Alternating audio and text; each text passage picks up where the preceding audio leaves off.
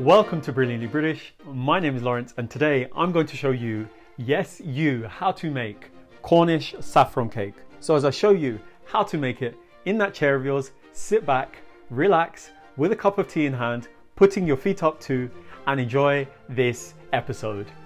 Oh, and don't forget to subscribe. In the 14th century, parts of the UK were dedicated to the cultivation of saffron, the revered spice worth more than gold in weight. As a result, towns and cities changed their names in order to reflect the local economy of the area, with Chipping Walden, now Saffron Walden, being a prime example. Now, with this in mind, it'll come as no surprise to know that a cake was developed in the UK, particularly in the county of Cornwall, which, as you can see, possesses a distinctly radiant yellow crumb which almost glows, due of course to its incorporation of saffron. In this episode, we'll be showing you how to make this traditional yeasted Cornish saffron cake, which we assure you will taste like nothing you'll have had before. So, with the introductions made and your interest peaking, allow me to introduce the ingredients to you. For today's Brilliantly British Cornish saffron cake, you will need some butter, some saffron, some nutmeg, dried currants, fresh whole milk, caster sugar, strong white bread flour, some lard, some dry yeast, or you can use fresh yeast. You will also need some water and a pinch of salt. That's it for the making of today's Cornish saffron cake. But before you get started, before you do anything at all, I say switch on your kettle, brew yourself a nice cup of hot tea so that you can sip on that whilst you bake. To start this Cornish adventure, in a saucepan, gradually warm sugar and salt with some milk, a sip of God's gift to mankind, and one of the most hyped things on the planet, saffron. It did smell really, really good though, I must confess.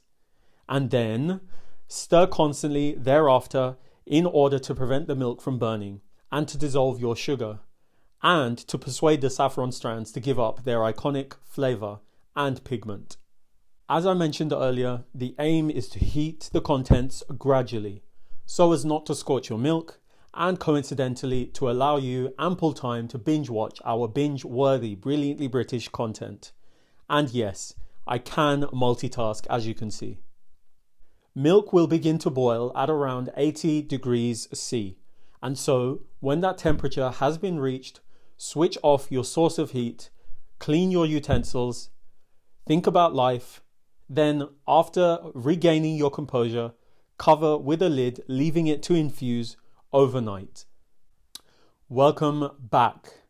I trust you slept well, but we must be getting along with this ever so special Cornish treat.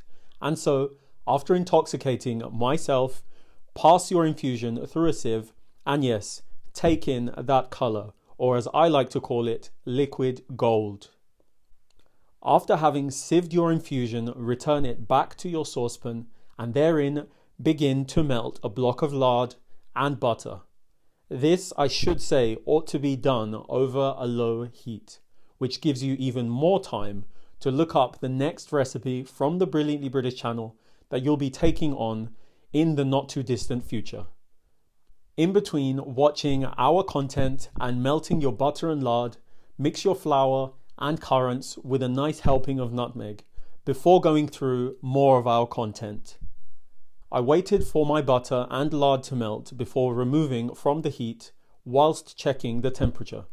This saffron cake is somewhat traditional with its use of yeast as a leavener, so your liquids mustn't be hotter than body temperature.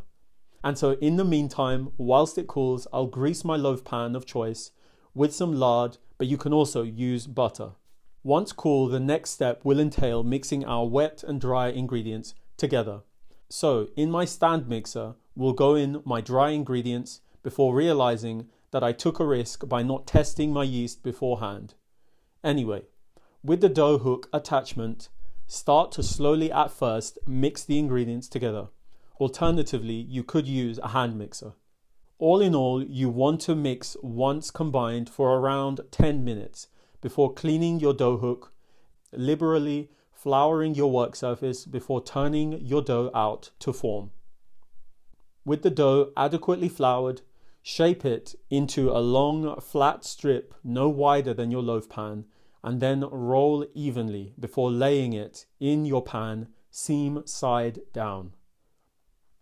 The dough should then be left to proof in a warm, draft-free environment, so I'll be placing it in my switched off oven, accompanied by a bowl of freshly boiled water to create the ambient conditions that the yeast can thrive within. In time, my dough doubled in size, and so a few minutes before baking, I removed it from my oven along with the bowl before switching on my oven to begin preheating. Once hot, the pan was slid into the oven and left therein until my dough baked perfectly, becoming this initially modest looking loaf. Immediately, I turned it out onto a wire rack to cool for at least half an hour before slicing to reveal the stunningly vivid crumb texture within. And so, with that done, I think we better crack on with tasting. All right, are you ready? Are you steady? We both know that this is going to be amazing. The question is, how good is this Cornish saffron cake? I'll tell you in 3, 2, 1. Okay, the answer is very, very, very, very, very, very, very good. No, this is fantastic. Oh. Why does tea have this amazing ability to just lift everything?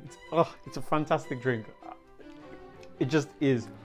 Now, this saffron cake is beautiful. It's not every day, you get hold of saffron, but when you do, make an occasion of it. Make this cake. It is distinct in flavor, and of course you can see what it's done to this dough, to this cake. It's made it have this beautiful, beautiful, vivid yellow color. I mean, personally, I'm the biggest fan of dried currants. Having them speckled through this bread, this cake, just lifts this thing. And the best thing about it, this recipe of mine that I'm sharing with you isn't too sweet. So you shouldn't feel too guilty when you overindulge. So whatever you do, with all that being said, whatever you do, you must make this at some point in the not too distant future. Please. Thank you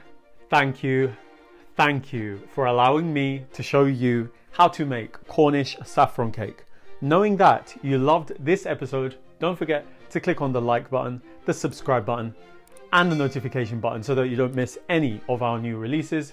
Tell everyone you know about the brilliantly British food on this channel, and follow us on all of the social media platforms that this channel is on, and I will see you next time.